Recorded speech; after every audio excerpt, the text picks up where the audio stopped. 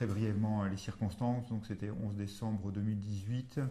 Une jeune femme qui est aide-soignante à l'hôpital de Nogent-le-Rotrou, qui finit son service à 21h30, qui reprend son véhicule pour rentrer chez elle à une trentaine de kilomètres dans le département de l'Orne. Lorsqu'elle arrive à son domicile, aux environs de 22h, elle entend un bruit qui provient de l'arrière de son pick-up, puisque c'est le type de véhicule dont elle dispose, et elle s'aperçoit qu'un bébé, qui a manifestement quelques heures seulement, a été déposé à l'arrière de sa voiture. Donc ce bébé est enveloppé dans un duvet. Il est vivant alors qu'il fait une température qui commence à être froide, très froide. On est à peut-être 0,1 degré à cette heure-là.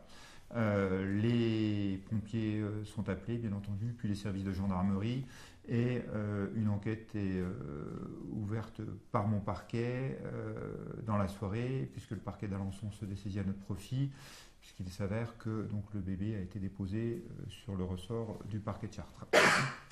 Les gendarmes sont saisis, donc c'est la communauté de brigade de Nogent-le-Rotrou qui mène l'enquête, épaulée par les enquêteurs de la brigade de recherche de Nogent-le-Rotrou.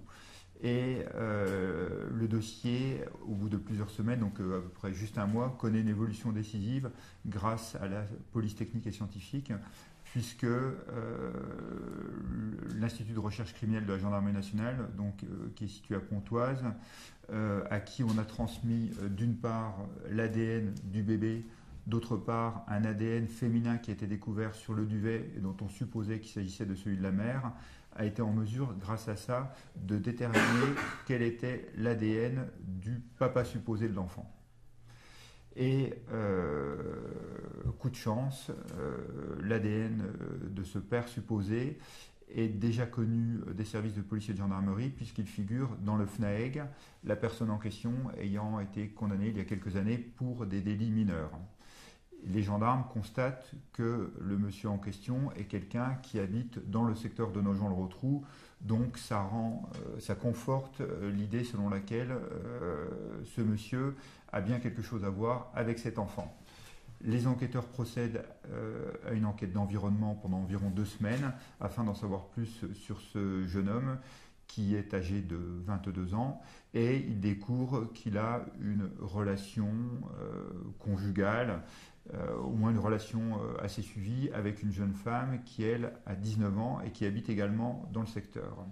Ils ne vivent manifestement pas ensemble, chacun vit encore, semble-t-il, chez ses parents, mais ils ont une relation amoureuse qui semble durer depuis quelque temps. Les enquêteurs cherchent à recueillir d'autres renseignements au sujet de ce couple, et personne ne vient leur confirmer le fait que cette jeune femme aurait été enceinte. Pour autant, avec cet ADN qui, encore une fois, constitue une preuve quasiment irréfutable, eh bien, nous décidons de procéder aux interpellations de ces 2 personnes. La semaine dernière, donc mercredi dernier, le jeune homme puis la jeune femme sont interpellés à leur domicile, donc dans le secteur de Nogent-le-Rotrou, et placés en garde à vue à la gendarmerie de Nogent-le-Rotrou. Très rapidement, la jeune femme reconnaît qu'elle est effectivement la mère de l'enfant qui a été découvert le 11 décembre, et elle explique qu'elle a fait ce qui s'apparente, semble-t-il, à un déni de grossesse. Elle avait découvert au cours de l'an dernier, c'est les explications qu'elle donne, qu'elle était enceinte. Elle avait recherché et acheté par Internet les médicaments qui, pensait-il, lui permettaient d'avorter. Elle a eu l'impression d'avorter en rejetant quelque chose peu de temps après avoir pris ses médicaments. Et puis ensuite, elle pensait ne plus être enceinte. Et elle a vécu comme si elle n'était pas enceinte, et elle n'en a parlé strictement à personne. Elle a bien constaté à un moment qu'elle avait pris un peu de poids, mais c'est ce qu'elle explique en tout cas aux gendarmes, elle ne s'en est pas préoccupée. Et d'après les explications qu'elle a fournies en garde à vue, jusqu'au 11 décembre 2018 au soir, elle ne pensait pas être enceinte. Et le 11 décembre 2018, alors qu'on était en fin d'après-midi, alors qu'elle se trouvait seule au domicile de sa mère, donc dans les environs de Nogent-le-Rotrou, elle explique qu'elle a été prise de contraction, et elle a accouché au bout d'1 heure, seule, dans la chambre qu'elle occupe au domicile de sa mère. d'un petit garçon. Alors fort heureusement, bien entendu, pour elle comme pour le bébé, l'accouchement s'est bien passé, ce qui est, je dirais, presque un miracle, parce qu'un accouchement sans aucune aide médicalisée, c'est quelque chose de potentiellement très dangereux. En l'occurrence, il ne s'est rien passé de dommageable, encore une fois heureusement, ni pour elle ni pour le bébé.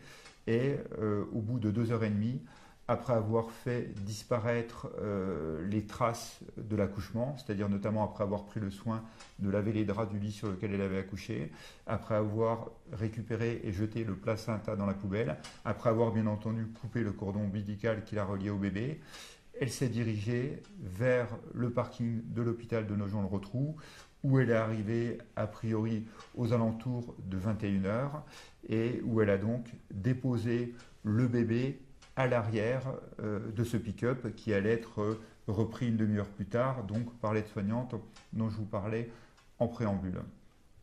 Elle explique avoir agi ainsi parce qu'elle ne se sentait pas capable d'élever cet enfant et parce qu'elle voulait, je la cite, qu'il ait une vie meilleure que ce qu'elle aurait pu lui offrir.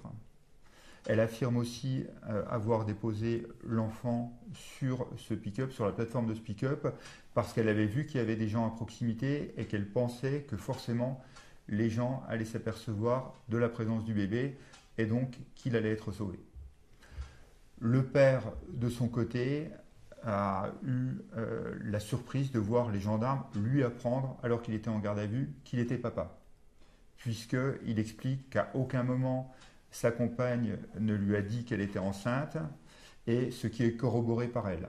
Donc leurs versions sont concordantes, elle n'a jamais dit à personne, en tout cas à ce stade il apparaît qu'elle ne lui a pas dit à son compagnon qu'elle était enceinte.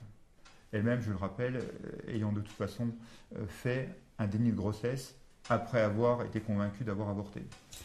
Le père a donc été, vu sa garde à vue, libéré au bout d'un peu plus de 24 heures de garde à vue, et à ce stade, il n'y a pas de poursuite engagée contre lui. S'agissant de la jeune femme, en revanche, sa garde à vue a été prolongée au-delà de 24 heures, puis elle a été déférée vendredi dernier, donc nous étions le 11 janvier, au parquet de Chartres, et une information judiciaire a été ouverte à son encontre. Donc nous l'avons présenté au juge d'instruction, qui l'a mise en examen du chef de délaissement de mineurs, qui est une infraction punie de 7 ans d'emprisonnement. Conformément aux réquisitions du parquet, la jeune femme a été placée sous contrôle judiciaire et donc elle est ressortie libre du tribunal avec toutefois un certain nombre d'obligations à respecter, notamment l'obligation d'informer strictement le juge d'instruction de tout déplacement et l'interdiction de sortir d'un certain périmètre.